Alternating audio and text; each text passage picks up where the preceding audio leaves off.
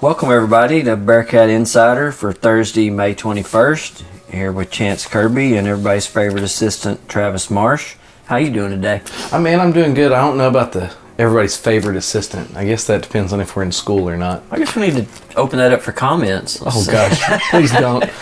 But then we have an exciting show today, and partly we're going to address the Back in Black rumor, and then we're going to get after this the UIL. Kind of coming out of hibernation and maybe seeing what the future is going to hold. I think we have a more clear picture at this point. We also have a little bit of a comment that it's not really, doesn't pertain to Bearcats exactly, but it's a article about kind of return to play protocol for the NCAA and what their head medical chief is thinking, and that's an article that we have that we're going to talk about. And then we're going to finish up with a kind of a little message to the seniors on their outgoing trip here, since it is graduation day. It is. And so we'll go from there. But again, thank you for taking the time to do this. It's always fun, always exciting. It's going to be really hard to follow up such a great episode with Mr. Southard last time. Yeah. So we'll do our best. How was the parade last night? It was good. It was good to see all the seniors come out. It was good to see the community kind of rallying around and supporting them. And it's a sad way to end a senior year. Now, with our next topic of conversation, it's going to be a paper article from the San Angelo, what's the name of that paper? San Angelo Standard Times. San Angelo Standard Times. Now, I talked about it whenever the article first came out in the kind of the second week of May, and it was an interview with a UIL person, Dr. Jamie Harrison. Dr. Jamie Harrison. And so, Chance, since you have the article in front of you, kind of give us a rundown of what the article was about and kind of how it pertains to us. Yeah, I'm not going to bore everybody with me reading to you. You're welcome. But the article's dated May 9th, so some of this, with this crazy news cycle we're in, doesn't apply anymore, but I am going to cherry pick the stuff that does and that I did find interesting. And like I said, it's Dr. Jamie Harrison with the UIL. Well, if there's something in there that doesn't pertain anymore, I'll make sure to correct you. Yeah, correct me and jump on in anytime. But the first thing I found interesting is his explanation of why the UIL at that time was having trouble making decisions. And what he was saying is that they were dependent upon school, and if there was a possibility of school, that he said they literally had hundreds of contingency plans, but they all were based upon, well, when is school going to start back? How much time do the athletes need to get back in game shape and get ready? And that once school was put to rest, then that essentially killed the UIL for this year, and that's what they were on hold. And while we were waiting for them to say something, that's really why they weren't saying anything, because they were dependent upon what was going to happen with school. Well, and to that point, with Governor Abbott coming out on Sunday, I guess that was the 17th, which is about a little over a week after this article was written, and he, exclaimed that May 31st we're going to reopen summer camps and summer school. While there's no official word on the fall semester yet, I can only assume that it's coming. Yeah. If we're going to have summer school, and as long as we don't have a huge major setback, I expect a fall semester. What that fall semester looks like, who knows? I know there's multiple options on the table right now as far as what it's going to look like, and we don't know what it's going to be yet. Well, and he's addressed that in this article, that once again they have many contingency plans, but they're not going to release one because it's not even a consensus yet on what kind of school there's going to be. There's a thought of longer extended breaks, there's the possibility of normal school, and then there's whatever they're calling mini sessions, which I honestly don't even know what that is. But until someone says this is the way it's going to operate, they can't say, well, this is how athletics is going to be. And then another problem that I didn't consider, because I only look at where I live and my situation, and this man has to consider the entire state. Sure. What applies to Pilot Point, he also has to consider Dallas ISD and San Antonio and larger towns. And can they operate in a safe way and social distance and get this athletics back running in UIL and what we want to see in a safe way, where it's a whole lot easier to do it in Pilot Point than it is to do it at DISD. Well, and the needs of the many have to outweigh the needs of the few. Certainly. And so I think you could probably say there's 6 or 7 ISDs in the state that are extremely large compared to what we're used to. HISD, San Antonio, Dallas, Fort Worth, Lubbock has a huge ISD. El Paso is enormous. Austin's enormous. They have to probably consider those first because that's the biggest need to fill. Is how does that work for them? Maybe they're going to give the bigger districts autonomy and say, hey, we're having school now, district by district, y'all have to decide how it's going to work, and this is the framework that you have to work with. I could see something like that where it's up to you on kind of a choose your own adventure on what the fall semester is going to look like. And so it'll be really interesting to see how it pans out, and I don't envy this man. But to me, based on what you said, how the fall semester is going to look, that makes a lot of sense academically. Yeah. But there has to be uniformity with the UIL because of schedules and playoffs. I don't see how certain ISDs can work or districts can work autonomously from others because there has to be some uniformity there. Well, I'm going to speak out of turn, and I'm going to speak about something that I don't have the facts in front of me. So that's what we do. So if it's wrong, everybody's used to me being wrong. It's a good thing we're not recording. And so it's okay. There would be a ding here. But I do believe that the initial idea that Dallas ISD is thrown around is what's called an A-Day, B-Day. Now, if you're familiar with the world of education, you're thinking block scheduling, you have your A-Day classes, your B-Day classes. It's not that. It's not block scheduling. It's you have A students and B students. And on an A-Day, your A students are going to be in the classroom and your B students are at home doing online learning. And then on a B-Day, it's vice versa. Well, academically that fits because you're having half of your enrollment inside the school building all at one time, which makes social distancing a much realistic, more realistic possibility. But then your extracurriculars, okay, and I use that word extracurriculars because it's not about the cross-country team, the football team, the volleyball team. No, we have band. It's about band. I mean, those guys practice every day. The academic. And so if it's an A-Day, B-Day type thing, where's football practice every day? Where's volleyball practice every day? Where's cross-country every day? Mm-hmm. You're still going to have kids that have to come to school every day because of their involvement in extracurriculars. And at a place like Pilot Point, that's a large percentage. Not to mention that that's not even including the Ag Barn, which I see people going to the Ag Barn, it feels like all hours of the day and all hours of the night to take care of their animals. Mm-hmm. Well, that doesn't fit into an A-Day, B-Day type thing. True. And so if Dallas ISD makes the choice and that's what they end up going with, and we end up going with a regular 8-period school day every day, I feel like that would put a school that's on the A-Day, B-Day thing at a disadvantage. And so I agree. They're while they have to allow a little bit of leeway for certain districts, I feel like they do need to step in and have some kind of I don't know the word to use, but some kind of leveling the playing field as far as the extracurriculars go. And so a school in North Texas or a school in the Houston area or the Dallas area, they face a completely different animal than a school out in West Texas out there in the middle of nowhere. I'm pretty sure that Electra, if you want to go back into Pilot Point lore, isn't facing the same COVID type crisis that a small North Texas community like Pilot Point is. And I say that we're facing a crisis, and I think we've only had one confirmed case. But we are more likely to be affected than Electra. Mm-hmm. We're more likely to be affected than any of the, Slayton. I'm pretty sure that we're more affected than they are, just proximity to population. And so I feel like the UIL has to do something to address the leveling of the playing field to where schools that have to make a decision based on their relationship with the virus, they have to level it out to where there's not a disparity. And then I asked you a couple of podcasts ago, it seemed to me like there had to be a cutoff date. At some point you would have to say, okay, by this certain date, we've got to make a decision. But apparently that's not the case. He was flat out asked if there is a drop dead date, and he said no, there's not, that they can make it happen whenever and however and make adjustments with their contingency plans. They just... It's all going to fall into place once people figure out what's going to happen with the school. That's great for him to say that they can make a plan at any time, the drop of the hat. And you can drop a plan anytime you want to. Mm-hmm. But the logistics of rolling that plan out and what position are we going to put the student athletes and the coaches in, how does that affect them? Because if you told me that, we can just start whenever. Okay, September 1st, we're going to start. I mean, that puts everybody behind the 8 ball. That puts the kids behind the 8 ball. And that's not just football. That's every sport.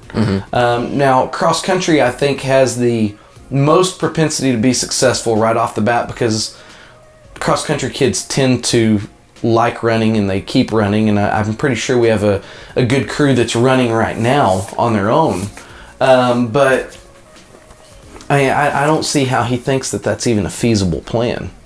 I don't think so. Logistically, we need the time to figure out what we need to do for the safety of our players. And so that's why in the previous, I said, August 1st is kind of the date that I think would be the latest date because that still lets us have 2-a-days.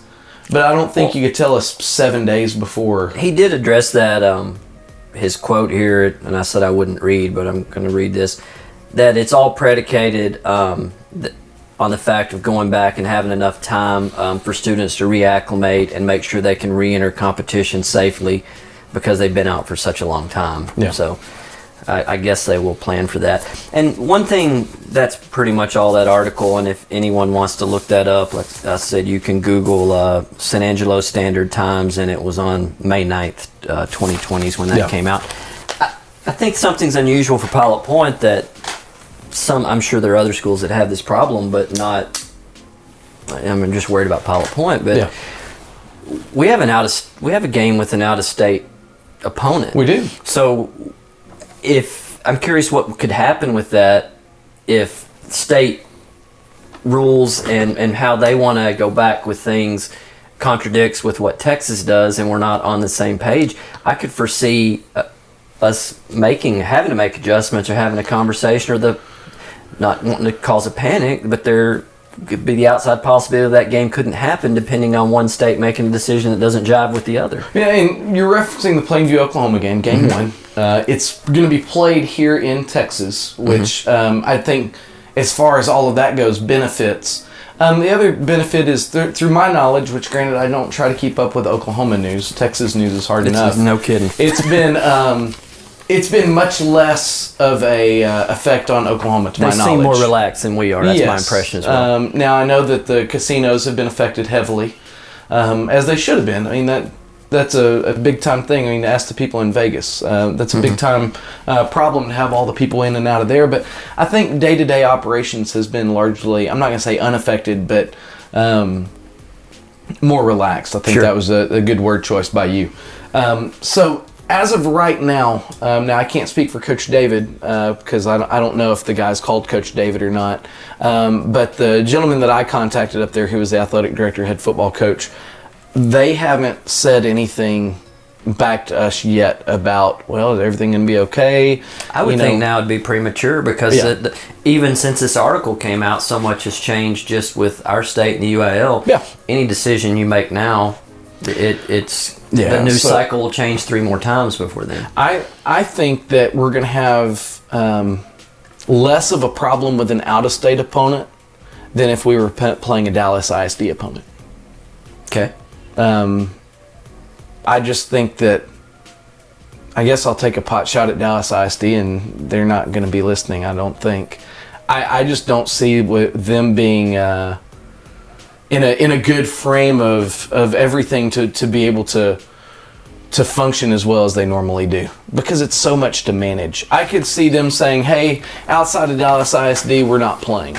I could see something like that. So then to poke at the schedule a little more, then that benefits Pilot Point to be playing a private school from Fort Worth as opposed to a UIL school, because I don't know what the ruling body is on private schools, but they have a whole lot more flexibility. So it'd be TAPS. TAPS is your governing body of the private schools. And, Fort Worth All Saints, they don't have to have the red tape of Fort Worth ISD.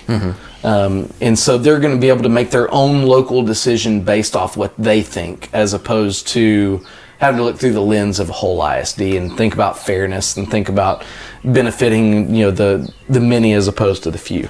So, it'll be interesting to see how it all unfolds. And, the UIL, we'll talk about them here whenever we come back, about their statement that they made and kind of, everything like that. But the good thing is whenever you showed up at my house for this podcast today, you walked up with a Captain America. I did. You did, and I was pleasantly surprised because I was about to get on you for being 7 minutes late, because you're always late to anything that involves me, and I was about to let you hear it. It's and then you uncharacteristic. you got out with the Captain America, and then what did you have? Your coffee thing? My coffee thing that I still don't know what it is. Okay.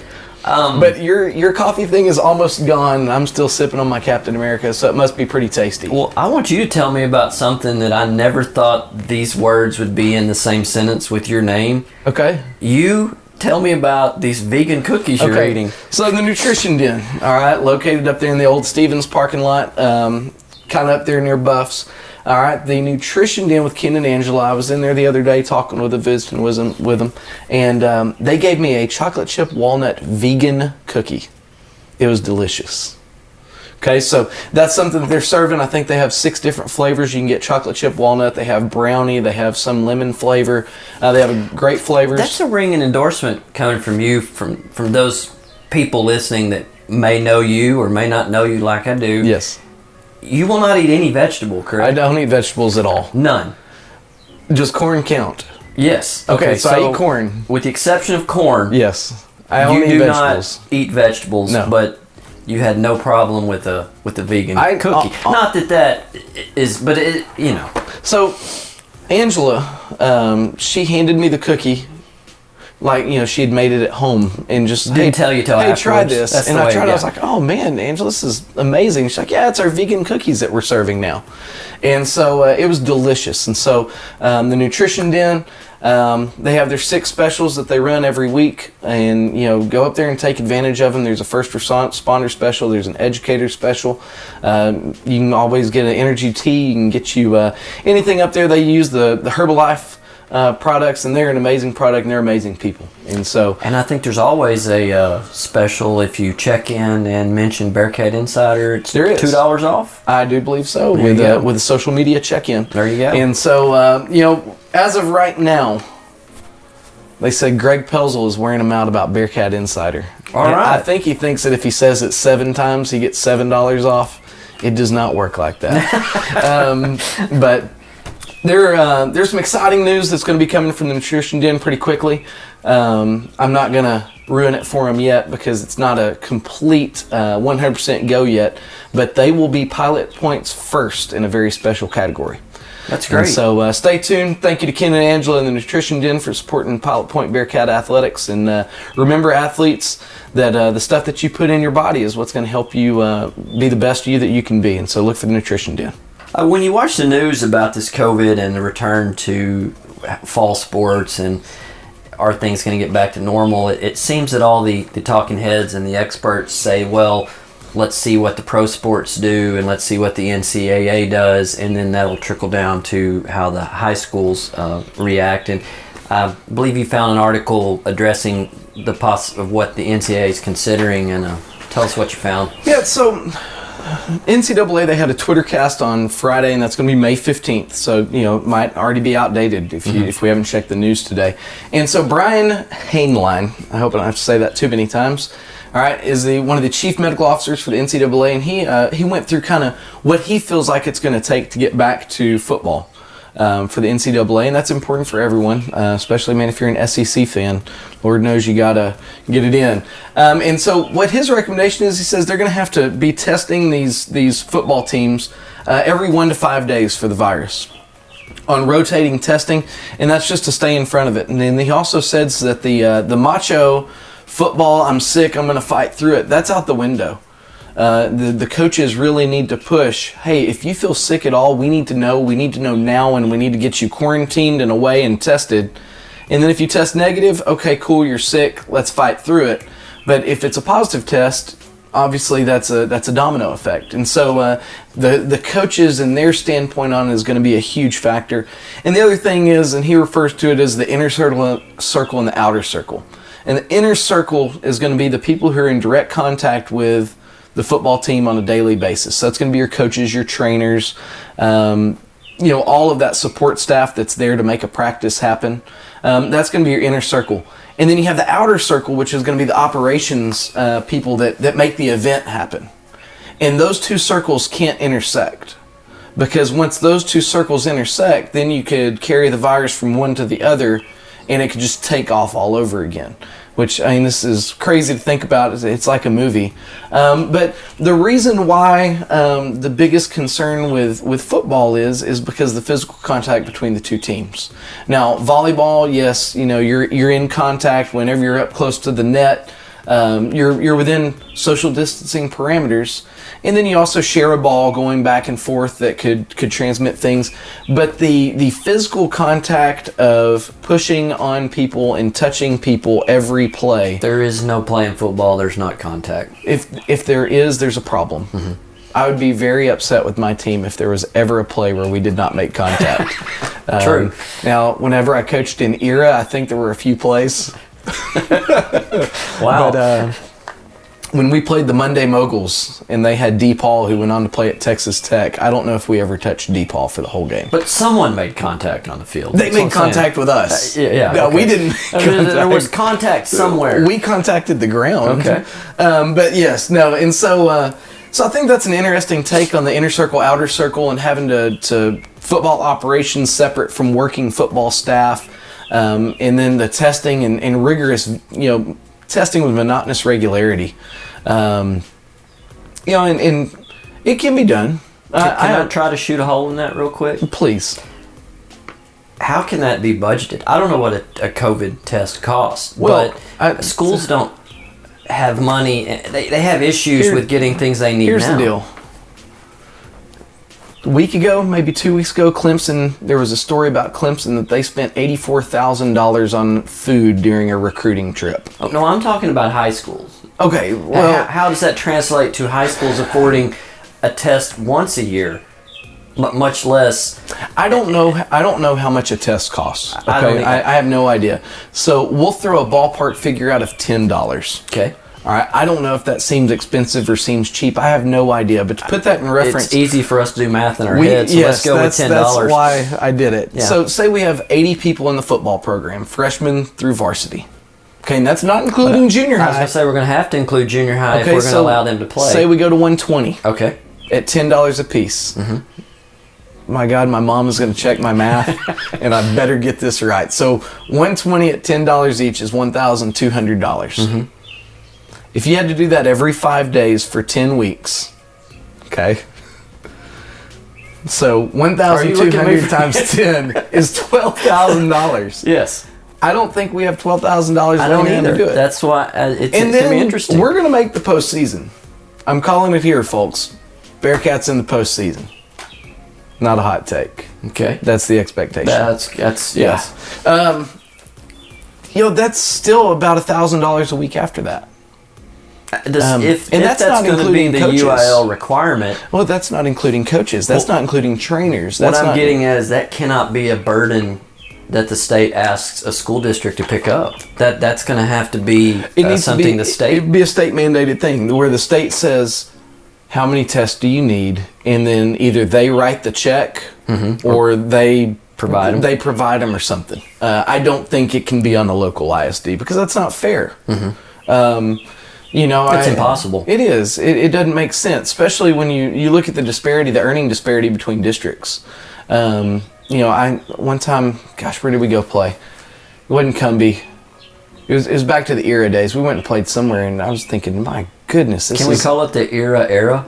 Oh gosh, that's a mouthful. But during the era, we went somewhere, and I felt like we were playing them in a cow pasture. And why? Because they don't have the funds to. And this wasn't ERA, this was another school, because ERA was always well taken care of. I want to put that out there because it was getting confusing. But this place that we traveled to play. You believe it was Cumbie? I think Would that be Cumbie Miller Grove is what I'm getting at? I don't know. Because they have an amazing cross-country team, and maybe that's why, because you can run anywhere. It might have been Cumbie. I don't remember exactly. I just remember that the field was terrible. And that's because the school district doesn't have the money to be able to take care of the facilities.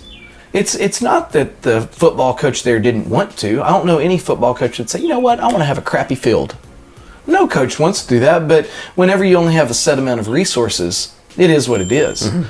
And so, we're blessed to have a turf field, but that doesn't mean that we just have all this money laying around to be able to COVID test every 5 days.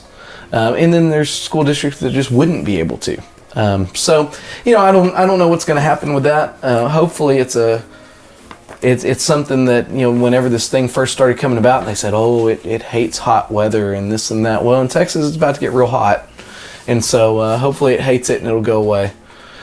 Makes sense. Yes, sir. But so that's the take there from the NCAA's chief, one of their chief medical officers. So we'll see what happens. Yeah, we'll see how that translates and trickles down to high school ball. Yes, sir. Yesterday, the social media world in general blew up, and I think every coach in the state of Texas kind of perked their ears up and started looking around. There was a deep-throat informant that released a email that wasn't necessarily intended for the public about when you guys may get to start doing some summer workouts. So tell us what happened. Yeah, man, I know Watergate was big. It was. It influenced a lot, and it got rid of a president. I think this is bigger than Watergate because this involves Texas high school football. There you go. All right, and so this leaked UL memo said that we could return to in a limited basis, which it was very vague, June 8th. Okay, and so that means that on June 8th, in theory, we could start summer workouts, things like that. Now, that's where it stopped. We hadn't gotten any more information, to my knowledge, at this point, other than this leaked memo. Okay, but also UIO hadn't done anything to say, oh, we were just playing, or that was an idea that was tossed around. Mm-hmm. And by saying nothing, they're saying something, which is it's true. And I know how everybody loves to dive on the conspiracy theory right now. That's fun to do during the lockdown. But in that article we covered earlier in the San Angelo Standard Times, Jamie, what was his name? Jamie Harrison, yes. And his sorry, put your readers back on. Anyway, they asked him what type of communication he has and how often with school superintendents, principals, and coaches, and he said in this article that they have daily communication. So, in this case, I do think where there's smoke, there's fire. These discussions were going on, and this is definitely an email that is validity. Yeah, like I said, they haven't denied it. Normally, whenever somebody leaks something that's wrong or that you don't want out, you immediately get on the PR bandwagon and you try to, even if it's true, and you try to recoup as much as you can. Yeah. And to this point, they haven't. So this is on the heels of on Monday. Let's see, that'd be Monday, May 18th, whenever Governor Abbott had his weekly press conference, and he said, May 31st was summer camps, summer school, and then youth sports. And so, that was the first time that I perked up and I was like, man, that's something. It's something that's talking about sports and something that's talking about school. And then I got really excited because my son Michael, who's a 6th grader, his baseball coach, that day I get a text saying, hey, we're having practice May 31st and we're going to be in a tournament in the middle of June. And I'm like, yes, sports. Mm-hmm. I can stop watching Steph Curry do golf trick shots in his living room and I can, resume watching some kind of sports. And so, on the heels of that for Texas, NASCAR went back to work on Sunday in Darlington. I think Darlington is in South Carolina. Hold on just a second. I can confirm this. I'm going to walk out of this room. Hey, Dad, is Darlington in South Carolina? It is. All right, thank you. Tonight. All right. Charlotte on Sunday. Okay, so it is confirmed Darlington is in South Carolina, and then we're racing in Charlotte on Sunday. Okay. And that's live action racing. Now, without fans, but sports is back. Okay. And so I think everything has been lined up in the path to the return of high school sports in Texas. It's laid out there. We just have to, make sure we do our due diligence. And I want to pull back the curtain for a second. Okay. When that came out, were there some conversations amongst the coaches and the Pilot Point staff? And then the second question to that, how quickly can a summer program or plan be thrown together? We have not had any official conversations yet. I would just think that you would have picked up the phone or a coach would, hey, did you see this? Can you believe this is going on? Like I said, no official. conversations. Yes. There have been conversations, but there's been no official, hey, this is a Pilot Point coaches meeting and we're going to discuss this. Does that make sense? True. So there hadn't been our head coach lives in a social media dark place and doesn't theoretically subscribe or aware of any of it. He lives in a theoretical social media dark place. Someone on the staff would have had to inform him that this news even existed because he would have had to wait for the newspaper to come out. Yes, and so or the teletype. I don't know how conversations have happened. Okay. Maybe Coach David adjusted his antenna so he could get Channel 8. There you go. I don't know, but no, he knew what was going on. He miraculously always knows everything that goes on. But like I said, conversations have happened, nothing official. Now, the other half of your question was how quickly?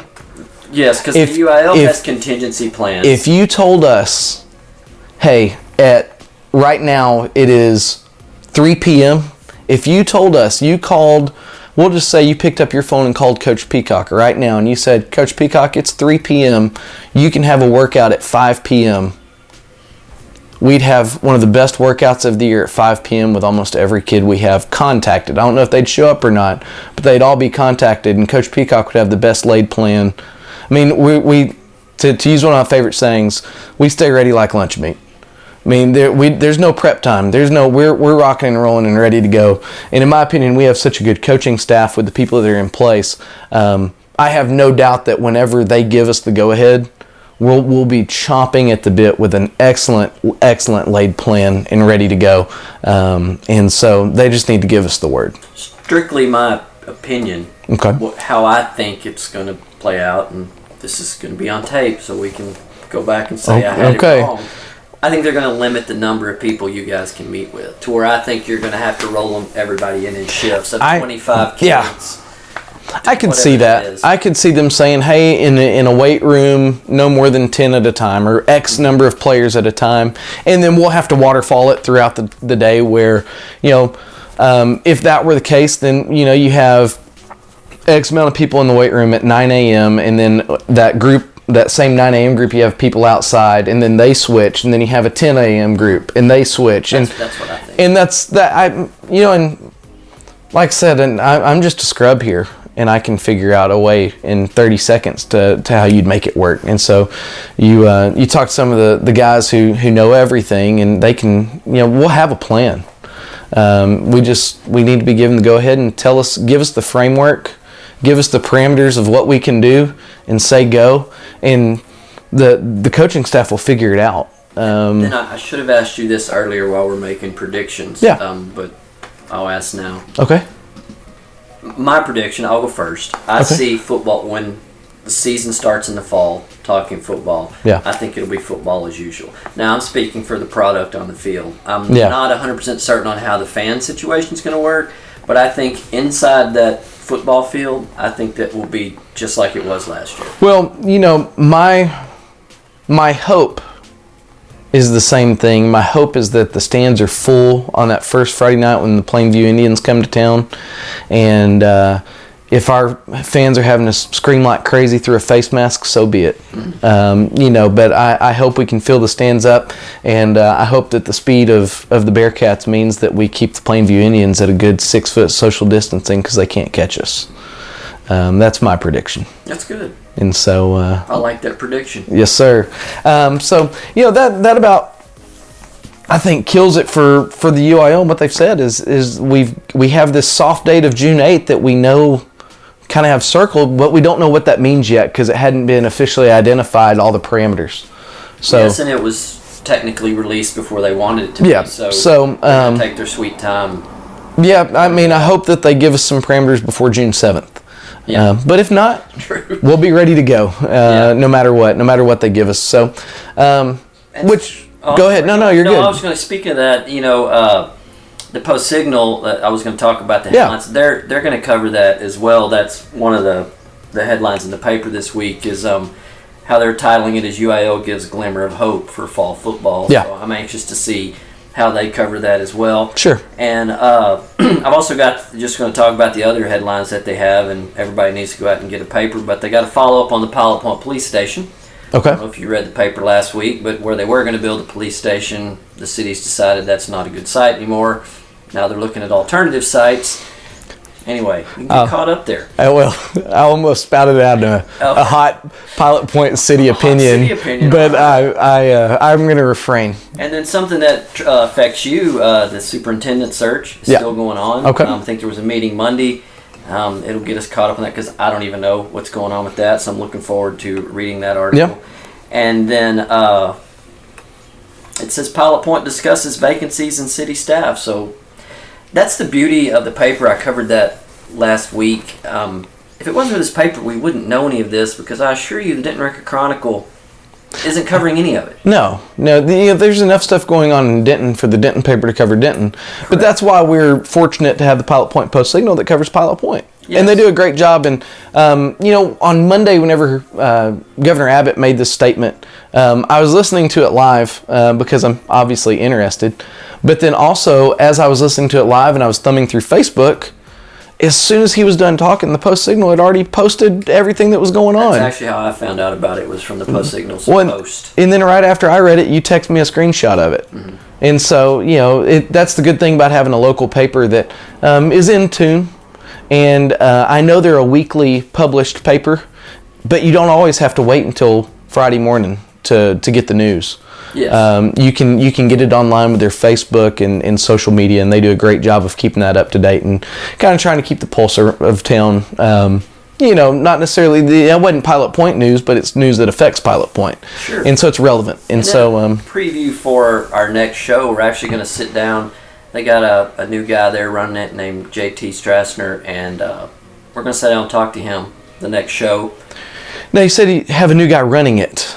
I don't know what his official title is. That might be the first question we ask him. Okay. But I know he's in the front office, and if you've been reading the paper the past few weeks, you've seen he's taken a larger role as far as editorials and all of that. I've had lunch with him, to be honest. He seems way overqualified for the job. Yeah. So good. That's a good thing for the Post-Signal. That's a great thing. Good thing for the town. So, but we'll talk to him next show, see what he was thinking, how he ended up here. Hopefully talk him into staying. The best thing about him is going to be that I know I can get him riled up quickly because he's a Arkansas Razorback. That's true. He's a rabid SEC fan, which means that all I will do is tell him about the superior Big 12 offenses, and and we will have a war. Well, there you go. We can start that next week. And so, I look forward to it. But it's always good to have a new face added to the Pilot Point community and everything that they can bring that's different.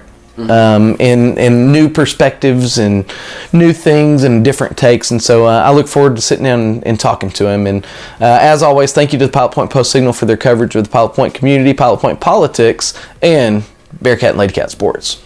Yeah, and then I've got one just quick hit that a little tiny internet controversy that was over before it started. About a week ago, I was tagged in a post from a group called the Texas Helmet Project. And if you don't know what the Texas Helmet Project is, it's actually a really interesting site. It's texasfootball.com/helmets. And if you want to know what Fort Worth All Saints, who were playing and probably not many people familiar with, you want to know what their helmet looks like? Their helmet is on that site. Yeah. And you can just get lost in, especially if you appreciate uniforms and all that. You can just go on and on. Well, they tagged me in a post they made on Twitter, and it said Pilot Point's new helmet for 2020. So I was like, this is interesting. Yes. So I open it up and I look at it. It's a solid black helmet with a PP on it that looks like it had been clawed on. Like a mean Bearcat had torn up the PP. Correct. Okay. So the minute I see this, I check with my sources at Pilot Point, and I was informed that is not where we're headed, because us switching to black, to me and Pilot Point, that's big news. We haven't had. It is. We haven't been all black in a while. Now, whenever we talked about it, I did inform you that is the PPYSA helmet. Correct, and I did inform Texas Helmet Project, which they took it down after that. Well, and here's the thing: people on the outside, for one, to my knowledge, we're not going back to black helmets. Now, I could be wrong. Wouldn't be the first time, as we all know. But I have no knowledge of us going back to Keeps it black helmets. interesting. Yeah, well, I You're keep right all the time. It'd be no well, fun. that's my wife. I'm never right. Okay. Okay. But people don't understand the significance of the color scheme of a football helmet. Okay, and you're looking at me like, what in the world are you talking about? Only thing I can see immediately is an expense. Back to like we're talking about. If you're switching Okay. colors of No, helmets, it is. you're writing a big check. It is identity. Okay. Okay. What did the helmets look like before Coach David got here? Do you remember?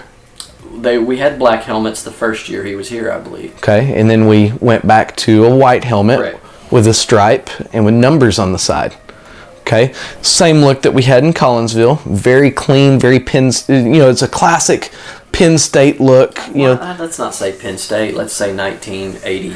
Yeah, but that's an iconic Okay. Penn State Correct. look. Yes. It's clean, it's timeless, it's traditional, it's classy. All those things that they make me think of Danny Joe David. Timeless, clean, and classy.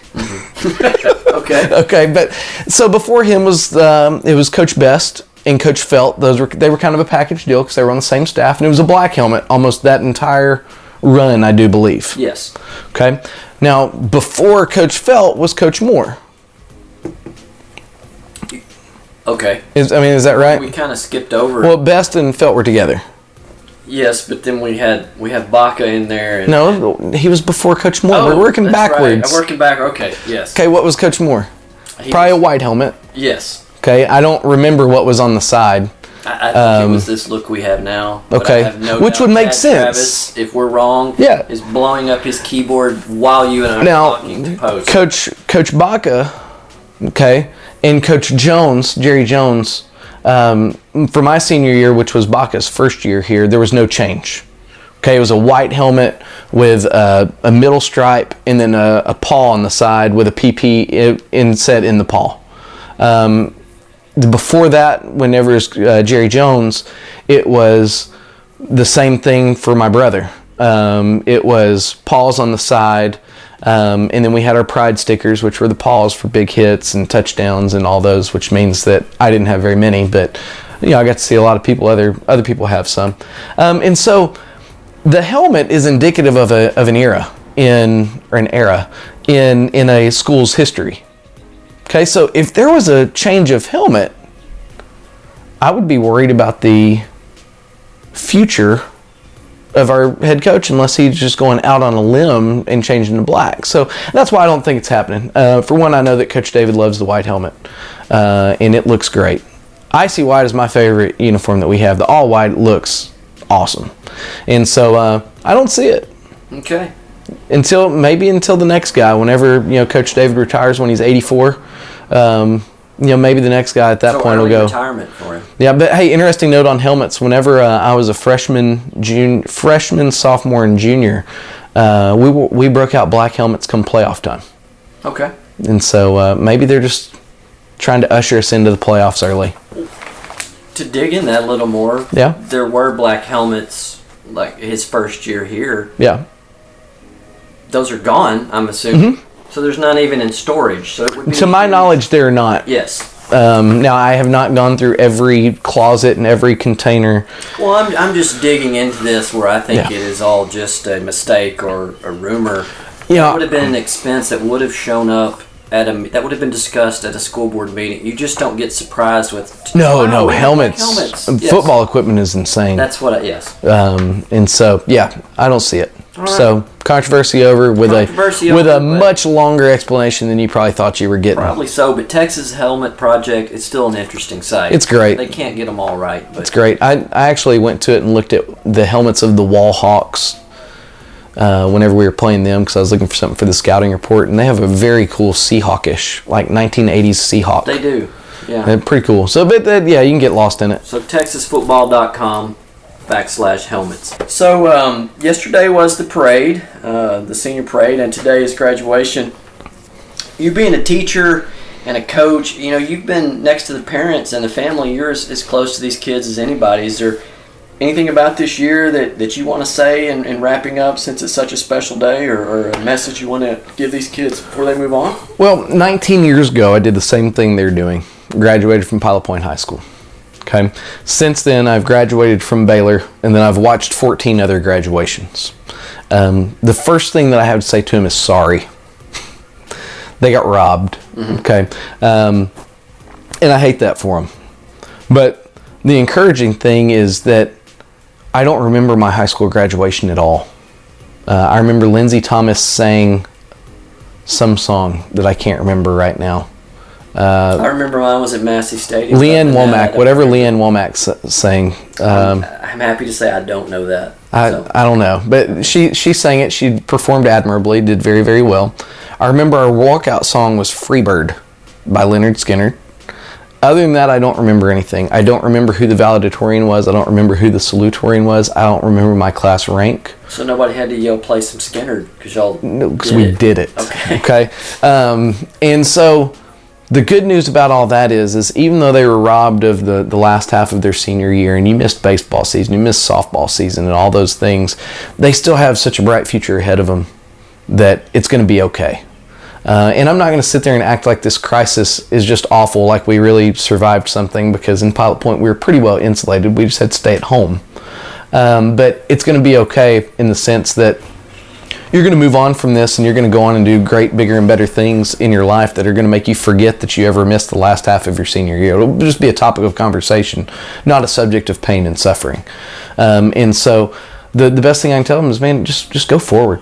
Just move forward, keep moving, keep your eyes on the prize, whatever that prize happens to be. If you're going on to college, man, move on to college and knock it out of the park there. If you're going to go into the workforce, man, go be the best whatever you're going to be that you can be. And keep everything in mind of the fact that this is just a small blip on the radar compared to what's going to come in life, because this is the easiest they're ever going to have it. Whenever you're a big bad adult, life is hard on a good day. And so I think this was good preparation for that, and for having to deal with change, and for having to deal with crisis and things like that. But at the end of the day, it'll be okay. I think this is going to be a punchline for coaches and teachers moving forward for decades. Yeah. Saying, play every game like it was your last, or approach every day like it's your last, because I don't know when the last softball or baseball game was, but I'm pretty sure none of those kids realized that was their last. No, and you look back at that, and kids are going to realize how selfish they were. Kids are going to realize how they didn't leave it all on the field. And then there's going to be some kids, and just the one that just immediately popped into my mind, one of our only track seniors was Ethan Height. And the last competition that he had, he ran his tail off and ran a fantastic leg of mile relay in Whitesboro. So he gets to look back and he gets to say, man, the last time I did anything and competed, I competed my tail off. And so he's going to be the fortunate few, because there's going to be other seniors that sit there and they say, well, man, I didn't do this, or I didn't do that, or I wish I would have. And so for the kids that have laid it all out there, keep doing that. And for the kids that didn't, make this a moment of growth to know that life in general is like that. You never know when you're going to have the opportunity to do what you're doing right now again. And so don't ever take anything for granted. And so with that, that's the words of wisdom from Coach Marsh here with graduation day. And I think it's a good message. Yeah, well, and so the next time that you talk to us or listen to us and I talk to you, we'll be sitting down with Pilot Point Post Signal introducing our new whatever he is. What's his name? We're going to find out his title. Yeah. JT. Arkansas Razorback, JT. Yeah, I'm going to make sure that I rub my thumb in the middle of that one. Okay. I don't think they win bowling last year, but I'll find out for y'all, I promise. All right. And then, we have an exciting cross-country segment that we're going to be able to plug in over here the next couple weeks. I know that's not everybody's favorite topic, but I find it interesting, but I love running.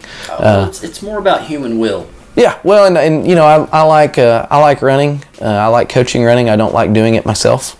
And that shows because I'm in shape, because round is a shape too. Oh, and on the Pilot Point film project, yes. Billy Self delivered a lot of game tape that I haven't even had an opportunity to sort through. Well, so we have Billy Self, which is going to be the early to mid 2000s. Okay. Okay, and then Coach David, he gave me quite a bit that I'm working on, and so that's going to cover the early 80s.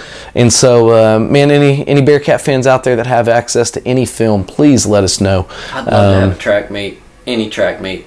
Yeah, well, anything really. I know, and I got an email about some softball YouTube videos. Now, on that note, sending us links to YouTube videos does not really help us very much because we don't have the rights to use it. However, if you hand deliver us a DVD or a VHS or whatever video recorded device that you have it on, you are basically handing over the rights for us to put it up by delivering it to us. And so anything that we get, we will try to get it online or at least catalog it as much as we can and have our own copy. So keep that in mind. But man, Bearcat fans, we thank you so much for your support, and we thank you for everything you've done for us. We thank you for the great parade last night, and we thank you for a good graduation today.